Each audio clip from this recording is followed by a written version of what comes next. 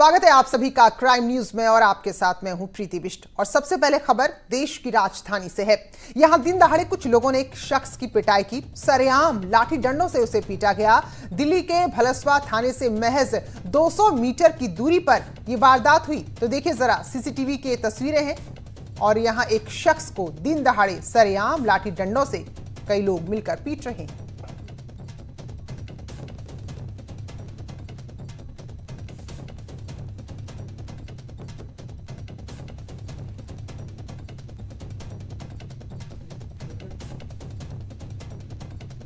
तो ये तस्वीरें हैं दिल्ली की, जहां पर एक शख्स को बुरी तरह से पीटा गया है।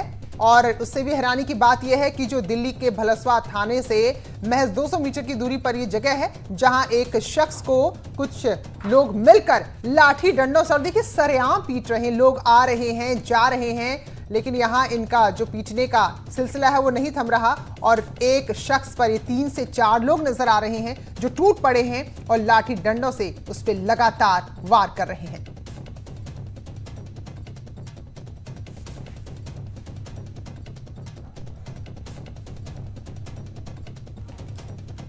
तो दिल्ली में सरेआम लाठी डंडों से एक शख्स को पीट दिया गया। और चंदौली से अगली खबर, जहां कंदवा थाना क्षेत्र के महुंजी गांव में चक्रोड नापी के विवाद में गोली लगने से 2 लोग घायल हो गए। हालांकि मौके पर आरोपी को ग्रामीणों ने पकड़ भी लिया और उसको भी पीट कर घायल कर दिया। इसके बाद पुलिस को सूचना दी गई। पुलिस मौके पर पहुंची, सभी घायलों को अस्पताल में भर्ती कराया गया। एएसपी समेत कई थानों की फोर्स और स्वाट टीम भी मौके पर पहुंची। तो तनाव वहां पर अब भी बना हुआ है, जिसको देखते हुए गाँव में पुलिस और पीएसी तैनात हैं।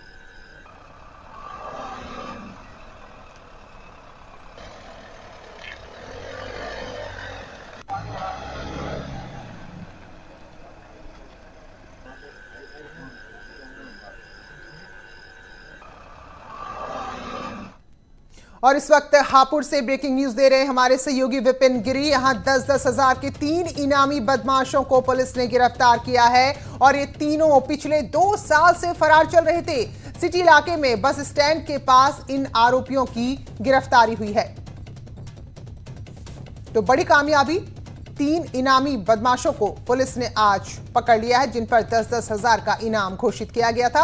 और 2 साल से ये लगातार पुलिस को चकमा दे रहे थे, लेकिन आज आखिरकार ये पकड़ में आ गए हैं और बस स्टैंड के पास से इन 3 लोगों को पुलिस ने गिरफ्तार किया है।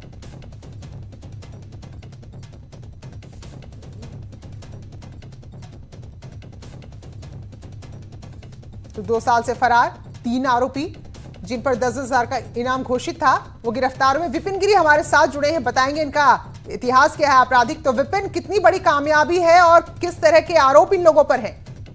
देखिए, जिस तरह देश में लॉकडाउन चल रहा था उसके बाद भी हापुड़ एसपी ने जो इनामी बदमाश है उनकी पकड़ने के लिए अभियान चलाया हुआ। तो इसी क्रम में 10-10 हजार के 3 इनामी अपराधी थे, इसमें एक महिला भी शामिल है। और इनको ये किसी काम से आए हुए थे, तो मुखबिर की सूचना पर पुलिस ने इन तीनों को गिरफ्तार कर लिया है और इन पे कई मुकदमे दर्ज हैं। 2 साल से ये लोग फरार चल रहे थे और पुलिस ने इन्हें फिलहाल गिरफ्तार करके जेल भेज दिया है। जी चलिए, बहुत बहुत शुक्रिया आपका। तो 2 साल से ये लोग फरार थे और उसके बाद ये भी यहाँ पर देखना होगा कि लॉकडाउन में भी पुलिस ने पूरी सतर्कता दिखाई है और 3 इनामी बदमाशों को पकड़ लिया है।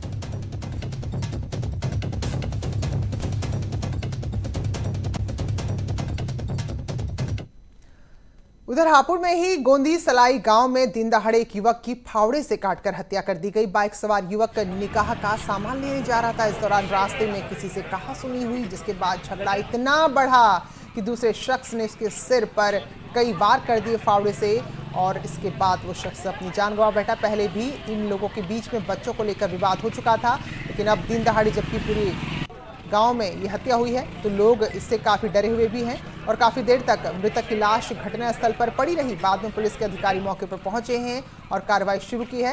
हालांकि जो आरोपी है वो अभी पुलिस की पकड़ से बाहर है।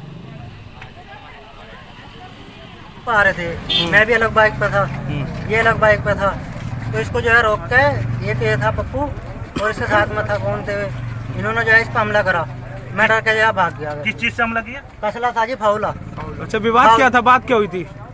जी बात तो मुझे पता नहीं, जिस टाइम मैं बाइक लेकर आ रहा था ना तो इन्होंने हमला करा था, मैं भाग गया था। थाना हापुड़ देहात अंतर्गत ग्राम गोदी है, जहां पर आज करीब 9 बजे एक घटना घटी थी। प्रकरण ये था कि एक मुशाहिद नाम के व्यक्ति जो हापुड़ की तरफ से मोटरसाइकिल से आ रहे थे, तो बगल गांव सलाई के पप्पू हैं वो मिले हैं और उनमें आपस में कुछ विवाद हुआ। तो यहीं पर एक फावड़ा रखा हुआ था, जिससे फावड़े से उन्हें सिर पर उनके प्रहार किया, जिससे उनकी मृत्यु हो। उधर सुल्तानपुर में छत पर सो रहे युवक की धारदार हथियार से गला काटकर हत्या कर दी गई और देर रात इसकी सूचना पुलिस को मिली। एसपी मौके पर पहुंचे और घंटों डॉग स्क्वाड की टीम के साथ छानबीन करते रहे। इस दौरान अभी सुराग तो काफी अहम पुलिस को मिले हैं, लेकिन फिलहाल आरोपी की पहचान अब तक नहीं हो पाई। कल ग्राम जैसापारा, थाना गोसाईगंज, जनपद सुल्तानपुर में रात्र को 100 नंबर पे सूचना मिली थी कि एक व्यक्ति को सो रहा था छत में परिवारजनों के साथ में, उसको चाकू मार दिया गया है। इस सूचना पर जब 112 की पीआरवी और थाने की पुलिस आई तो पता चला कि घर में परिवारजनों के साथ में सो रहे, छत पर सो रहे व्यक्ति की जो है उस पर धारदार हथियार से वार करके उसकी चोटें कारित की गई हैं और उसकी मृत्यु हो गई है। इस संबंध में मौके का निरीक्षण किया जा रहा है, घर वालों से बात की जा रही है। और कोरोना काल में पश्चिमी उत्तर प्रदेश में ऑनलाइन फर्जीवाड़े के मामले लगातार बढ़ रहे हैं और साइबर अपराधियों को पकड़ना पुलिस के लिए बड़ी चुनौती बन गया है। इसलिए अब एडीजी ने खुद कमान संभाल ली है।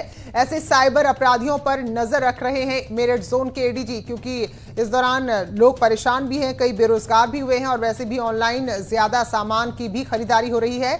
तो इस तरह कई लोग फायदा भी उठा रहे हैं, कई तरह की स्कीम भी बता रहे हैं, कई तरह का फर्जीवाड़ा कर रहे हैं। तो फिलहाल अब इस पर खास नजर रखी जा रही है। इस तरह के कुछ मामले आए हैं जिसमें लोगों की वॉलेट पेमेंट से दूसरे अकाउंट में पैसे ट्रांसफ़र किए गए हैं। इस संबंध में मेरे द्वारा सभी जनपदों से के एसपी से भी और जिन जनपदों का मैंने भ्रमण किया वहाँ पे साइबर शाखा और सर्विलेंस शाखा से बाकायदा उनके साथ बातचीत हुई। तो इसमें एक चीज़ हमने सोची है कि सभी साइबर सेल्स को निर्देशित किया गया है कि वे इस तरह के साइबर अपराध जो अलग अलग प्रदेशों में हो रहे हैं उनकी जानकारी उन प्रदेशों से प्राप्त करें। और अलीगढ़ से इस वक्त ब्रेकिंग न्यूज दे रहे रंजीत सिंह, जहां चलती ट्रेन से 2 साल की बच्ची लापता हो गई है। पूर्वा एक्सप्रेस से बच्ची लापता हुई है। हावड़ा से ये ट्रेन दिल्ली जा रही थी और कानपुर और अलीगढ़ के बीच में ही ये 2 साल की बच्ची लापता हो गई है। तो ये बड़ी खबर है और गंभीर खबर भी है, जहां एक चलती हुई ट्रेन से 2 साल की बच्ची अचानक गायब हो गई है। तो अलीगढ़ से ये ट्रेन चली थी और इस दौरान अपने माता पिता के साथ ये बच्ची थी जो अचानक गायब हो गई। पूर्वा एक्सप्रेस में ये घटना हुई है। हावड़ा से दिल्ली ये ट्रेन जा रही थी। रंजीत हमारे सहयोगी बताएंगे। रंजीत, जरा बताइए विस्तार से कैसे, कहां ये बच्ची गायब हुई है और उसके बाद क्या कार्रवाई हुई है?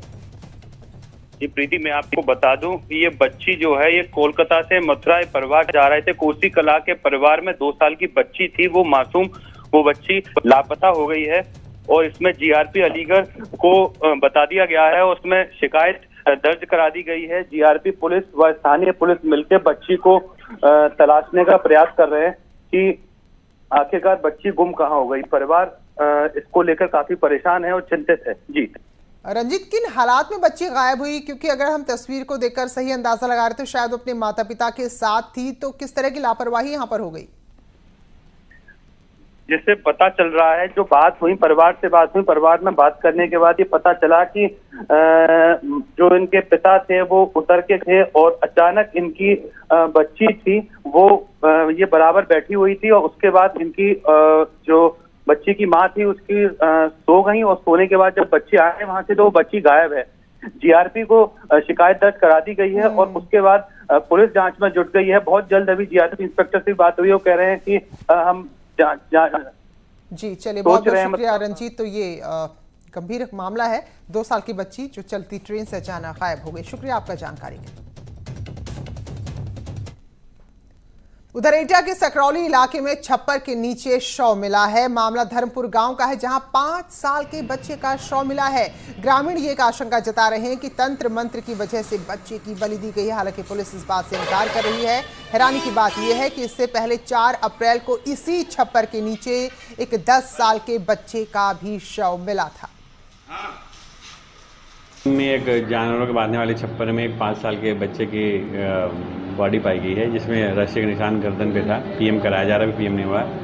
मृत्यु का कारण स्पष्ट हो जाएगा।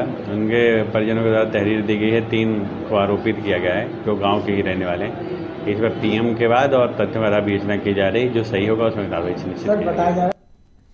और बलिया से खबर है, जहां भाई ने अपने बड़े भाई, भाभी और मासूम भतीजे पर जानलेवा हमला कर दिया। धारदार हथियार से अपने भाई के परिवार पर उसने हमला किया और इस दौरान उसका भतीजा इतनी गंभीर रूप से घायल हुआ कि उसने अस्पताल में दम तोड़ दिया, जबकि भाई और भाभी इस वक्त अस्पताल में भर्ती हैं। घटना हल्दी थाना इलाके के हासन नगर गांव की है। पुलिस फरार आरोपी की तलाश में जुट गई है।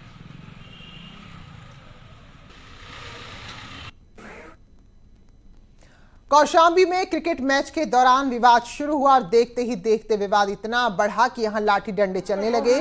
बताया जा रहा है क्रिकेट के मैदान में विवाद हुआ, जिसके बाद गांव के प्रधान अपने कुछ साथियों को बुलाकर मोहनलाल सरोज के घर घुसा, जहां लाठी डंडों से हमला कर दिया, जिसमें महिलाएं भी शामिल थी और 4 युवक भी शामिल थे जो घायल हो गए।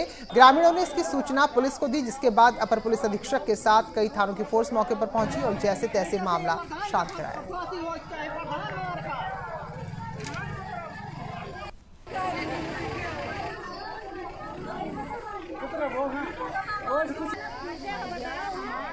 जो लोग खेल रहे थे, क्रिकेट खेल रहे थे, उसको लेकर जो विवाद हुआ था उसको समझा गया और लॉ एंड ऑर्डर की जो स्थिति उत्पन्न हो रही थी वो सामान्य हो गई है, भगा दिया गया लोगों को।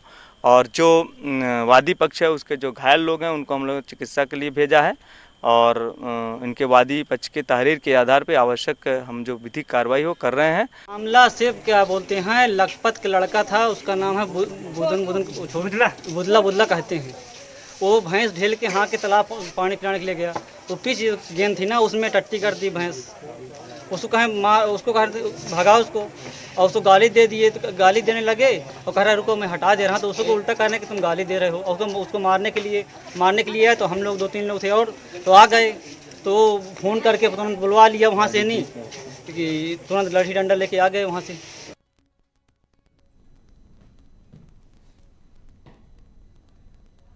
गोरखपुर पुलिस ने फरार इनामी बदमाश मुजम्मिल शेख को गिरफ्तार किया है। गिरफ्त में आए बदमाश के पास से चोरी की एक बाइक, मोबाइल फोन मिला है और दिलचस्प बात यह है कि पिछले 2 साल से शातिर बदमाश मुजम्मिल शेख पुलिस की आंख में धूल झोंक रहा था। शातिर बदमाश इससे पहले भी 12-13 से ज्यादा मुकदमे झेल चुका है। ये वरिष्ठ पुलिस अधीक्षक महोदय के निर्देशानुसार जनपद में जो वांछित इनामियां हैं उस पर क्राइम ब्रांच और स्थानीय थाने लगातार कार्य कर रहे हैं। उसी के क्रम में एसपी सिटी साहब के आदेशानुसार एक शातिर अपराधी जो कि तुर्कमानपुर थाना राजघाट अंतर्गत रहने वाला है, मुजम्मिल नाम है, उसके ऊपर 2018 से वांछित चल रहा था सजनवा थाने से लूट और चोरी के मुकदमे में। तो ये एक बड़ी कामयाबी पुलिस को मिली है, क्योंकि ये जो बदमाश था कई समय से पुलिस को चकमा भी दे रहा था और 1 दर्जन से ज्यादा मामले इसमें पहले से ही दर्ज थे, लेकिन ये फिलहाल पुलिस के पकड़ में आ गया है। एक चोरी की बाइक और मोबाइल फोन इसके पास से मिला। 2 साल से पुलिस लगातार इसे पकड़ने की कोशिश कर रही थी, लेकिन इतना शातिर था कि पुलिस को हर बार चकमा देने में कामयाब हो जाता था, लेकिन आखिरकार धरा गया। और बड़ी खबर, LAC पर चीन की पहली प्रतिक्रिया आई है, पहला रिएक्शन आया है। भारत चीन सीमा विवाद पर चीन की प्रतिक्रिया आई है। LAC से चीन की सेना के पीछे हटने के बाद बयान आया है। चीन के विदेश मंत्रालय ने भारत को लेकर बयान दिया है। सीमा पर भारत के साथ सकारात्मक सहमति बनी है। तो ये चीन का बयान है। हालांकि हमने देखा था कि तनाव कितना बढ़ गया था और जिस तरह की यहाँ पर चीन की कोशिशें हो रही थी, हालांकि भारत ने कूटनीतिक तरीके से उसको यहाँ पर असफल किया। तो इस पर बयान आया है और कहा है, पर भारत और चीन की सेनाएं पीछे हटने के बाद चीन की जो पहली प्रतिक्रिया है तो उसमें यही कहा गया है कि भारत के साथ सकारात्मक सहमति बनी है। चीन का विदेश मंत्रालय कह रहा है। हमारे सहयोगी शालिंद्र बांगो हमारे साथ जुड़े हैं।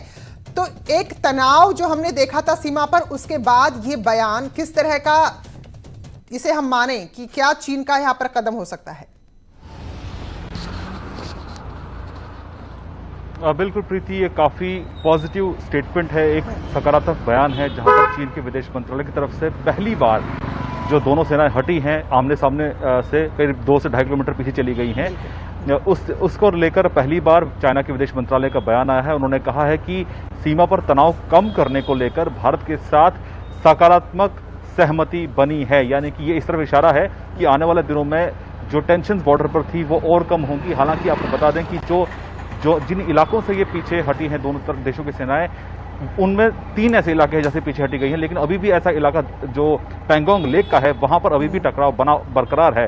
तो ऐसे में माना जा रहा है कि इस तरफ इशारा है कि आने वाले दिनों में उसको लेकर भी बातचीत के जरिए इसको हल किया जाएगा। हालांकि चीन के विदेश मंत्रालय ने साफ कर दिया है कि इस बातचीत को, इस सकारात्मक सहमति को आगे बढ़ाया जाएगा, इस पर कदम उठाए जाएंगे ताकि कुल मिलाकर जो वहाँ पर टेंशन बनी हुई थी करीब 1 महीने से, उसको हल किया जा सके। और मिलिट्री लेवल पर, डिप्लोमेटिक लेवल पर जो बातचीत है वो फिलहाल जारी है। बिल्कुल शालिंद्र, क्योंकि आप तो लगातार इस तरह के मामले देखते हैं और एक कोई पहली बार नहीं हुआ था जब तनातनी हमारी चीन को लेकर हो गई थी और सैनिक बिल्कुल आमने सामने बॉर्डर पर थे। तो क्या इस तरह का रुख पहले भी कभी चीन का रहा है कि हम इसके बाद थोड़ा सा मुतमईन हो जाएं कि वाकई में एक पॉजिटिव एटीट्यूड के साथ चीन अब आगे बढ़ेगा?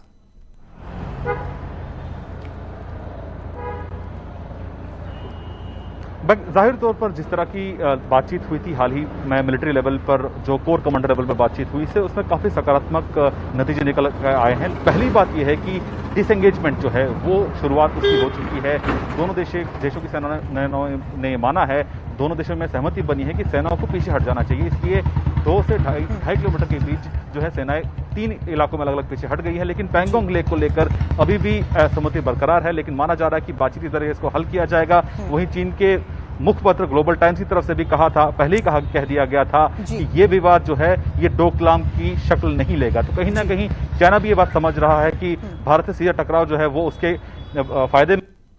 बिल्कुल, आप बने रहे शालिंद्र हमारे साथ। तो एक और मुसीबत जो उड़ती हुई भारत के अलग अलग हिस्सों में पहुंची है, तो वो भी हम आपको बताते हैं। फिलहाल एक अच्छी बात यह है कि चीन का विदेश मंत्रालय अगर ये कह रहा है कि सकारात्मक सहमति बनी है, तो कम से कम उम्मीद ये की जाए कि कोरोना काल में फिलहाल चीन कुछ नई मुसीबत को यहां पर खड़ा नहीं करेगा। तो आसमानी उड़ती आफत की बात कर रहे हैं, तो जो टिड्डी दल है वो प्रयागराज पहुंच गया है। रीवा के रास्ते प्रयागराज में घुस गया है टिड्डियों का ये दल।